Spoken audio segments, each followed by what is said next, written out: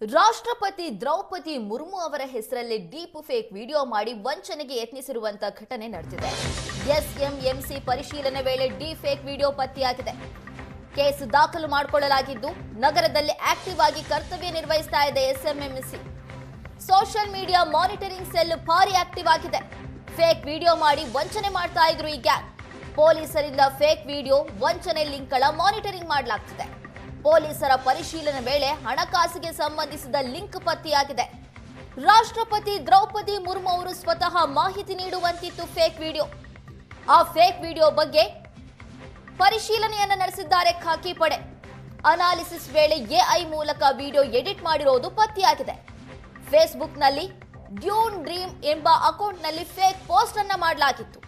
ಹಣ ಹೂಡಿಕೆ ಮಾಡಿ ಮನೆಯಲ್ಲಿ ಕೂತು ಲಾಭ ಗಳಿಸುವ ಮಾಹಿತಿ ಕೊಡಲಾಗ್ತಿತ್ತು. ಪರಿಶೀಲನೆ ವೇಳೆ ಫೇಕ್ ಲಿಂಕ್ ಜನರೇಟ್ ಮಾಡಿರೋದು ಬೆಳಕಿಗೆ ಬಂದಿದೆ. ಮಹಾಲಕ್ಷ್ಮಿ ಲೇಔಟ್ ಪೊಲೀಸ್ ಠಾಣೆಯಲ್ಲಿ ಪ್ರಕರಣ ದಾಖಲಾಗಿದ್ದು ವಿಡಿಯೋಗಳ ಹರಿಬಿಟ್ಟಿರುವ ವಂಚಕರಿಗೆ ಪೊಲೀಸರು ಬಲೆ ಬೀಸಿದ್ದಾರೆ. ಸೆಲೆಬ್ರಿಟಿಗಳ ಡಿಫೇಕ್ ಮಾಡಿರೋದನ್ನ ನೋಡಿದ್ವಿ.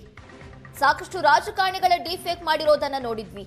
ಇದೀಗ ರಾಷ್ಟ್ರಪತಿ ದ್ರೌಪದಿ ಮುರ್ಮು ಅವರ ಡಿಫೇಕ್ ಮಾಡಿ ವಂಚನೆಯನ್ನ ಮಾಡೋದಕ್ಕೆ ಮುಂದಾಗಿರುವಂತ ಗ್ಯಾಂಗ್ ಬೆಂಗಳೂರಿನಲ್ಲಿ ಆಕ್ಟಿವ್ ಆಗಿದೆ. ಸೋಷಿಯಲ್ ಮೀಡಿಯಾ ಮಾನಿಟರಿಂಗ್ ಸೆಲ್ ಬಾರಿ ಆಕ್ಟಿವ್ ಆಗಿದ್ದು ಫೇಕ್ ವಿಡಿಯೋ ಮಾಡಿ ವಂಚನೆಯನ್ನ ಮಾಡ್ತಾ ಇದ್ರು ಈ ಗ್ಯಾಂಗ್. ಸ್ವತಃ ರಾಷ್ಟ್ರಪತಿ ದ್ರೌಪದಿ ಮುರ್ಮು ಅವರೇ ಮಾಹಿತಿ ಕೊಡೋ ರೀತಿಯಾಗಿತ್ತು ಆ ವಿಡಿಯೋ.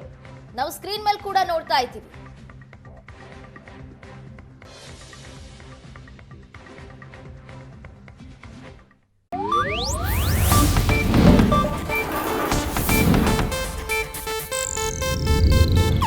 ಇದು ಏಷ್ಯಾನೆಟ್ ನ್ಯೂಸ್ ನೆಟ್ವರ್ಕ್ ಪ್ರಸ್ತುತಿ.